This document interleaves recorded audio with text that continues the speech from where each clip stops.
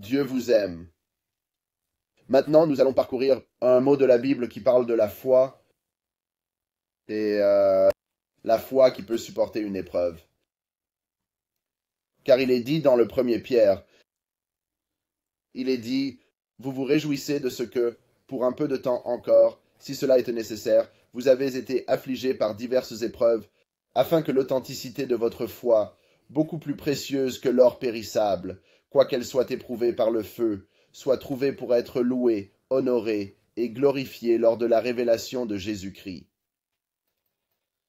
Ainsi, Pierre parle de la foi authentique. Si vous ne savez pas ce qu'est une épreuve, c'est lorsque nous souffrons pour l'amour du Christ. Certains tombent malades et d'autres perdent un être cher, et cela apporte un tourment à leur esprit. Mais Dieu veut vous tester pour s'assurer que votre foi est authentique, pour s'assurer que votre foi est en Jésus-Christ. Beaucoup de gens mettent leur confiance en quelque chose. Demandez-vous en quoi vous mettez votre confiance.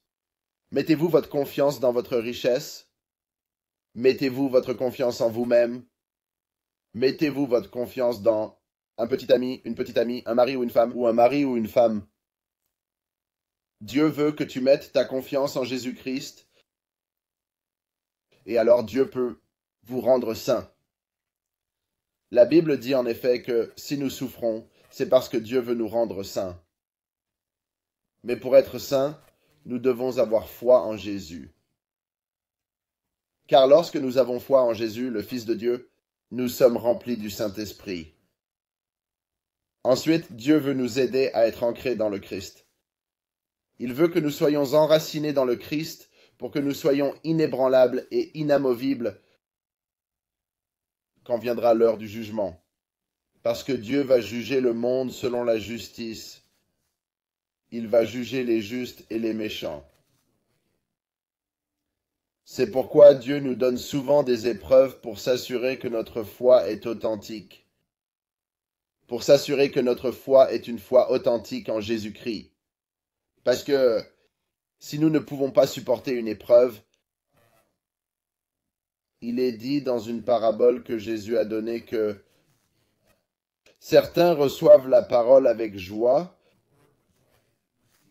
reçoivent sa parole avec joie, mais quand les épreuves arrivent, ils tombent. Quand Jésus a donné la parabole du semeur, il a donné l'exemple de 4 graines. L'une d'entre elles a été arrachée au bord du chemin. L'une d'entre elles n'a pas pu supporter l'épreuve et elle est tombée.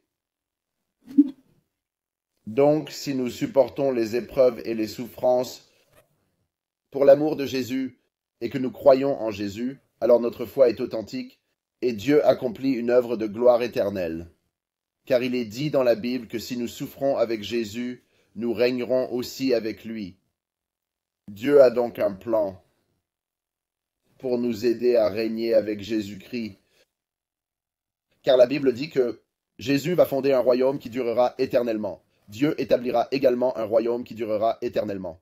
Et ce royaume est si glorieux que Dieu veut nous perfectionner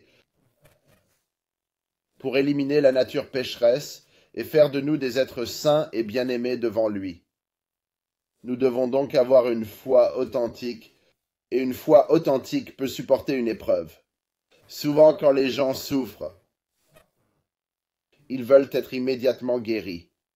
C'est pourquoi les gens se découragent, parce que Dieu ne les guérit pas immédiatement. Mais si Dieu ne nous guérit pas immédiatement, c'est parce qu'il veut s'assurer que nous avons une foi authentique en Jésus-Christ. Car la Bible dit que l'authenticité de votre foi, plus précieuse que l'or périssable qui est éprouvé par le feu, sera trouvée pour être louée, honorée et glorifiée lors de la révélation de Jésus-Christ.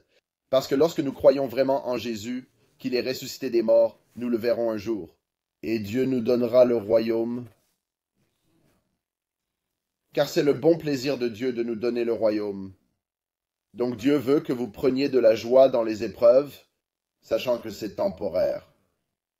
Les souffrances de cette vie sont temporaires, mais Dieu veut nous donner des récompenses et des dons. L'honneur et la gloire à la révélation de Jésus. Nous voulons nous réjouir de notre roi. Nous voulons nous réjouir en Jésus-Christ. Alors ne perdez pas courage. Apprenez à tracer des chemins droits pour vos pieds, ce qui veut dire, assurez-vous de suivre Dieu et de suivre sa parole et apprendre à vous repentir des péchés et à vous repentir des idoles et se repentir de la moralité sexuelle et apprendre à se repentir du péché. Parce que lorsque nous rendons nos chemins droits vers Dieu pour que nous puissions suivre Jésus, nous marchons. Nous devons marcher dans l'Esprit. Dieu veut donc que nous soyons remplis de l'Esprit et que nous marchions dans sa sainteté. Car Dieu veut s'assurer que nous avons une foi authentique en Jésus-Christ parce qu'elle peut supporter une épreuve. Ensuite, Dieu peut nous aider à marcher dans la lumière de Jésus. Marchons droit dans la lumière de Jésus. Si nous marchons, si nous traçons des chemins droits pour nos pieds, il est dit dans les Hébreux, quand Dieu fait une œuvre de sainteté en nous, il nous guérira. Parce que Dieu veut nous guérir spirituellement, il veut nous guérir pour la vie éternelle. Parce que, il est dit dans la Bible, dans le chapitre 8 des Romains, il est dit, c'est une paraphrase, mais ça dit que les souffrances de la vie présente ne sont pas dignes d'être comparées à la gloire qui sera révélée en nous. Dieu va donc révéler le plus grand poids de la gloire et la résurrection de Jésus. Dieu veut donc que vous preniez courage et que vous marchiez dans l'obéissance au Christ. Et Dieu peut vous guérir spirituellement. Et quand Jésus sera révélé, tu pourras entendre les mots fidèle, bien fait, bon et fidèle serviteur, et tu pourras entrer dans la joie de ton Seigneur. J'espère que cela vous donnera du courage et que Dieu vous bénisse. À bientôt, au revoir.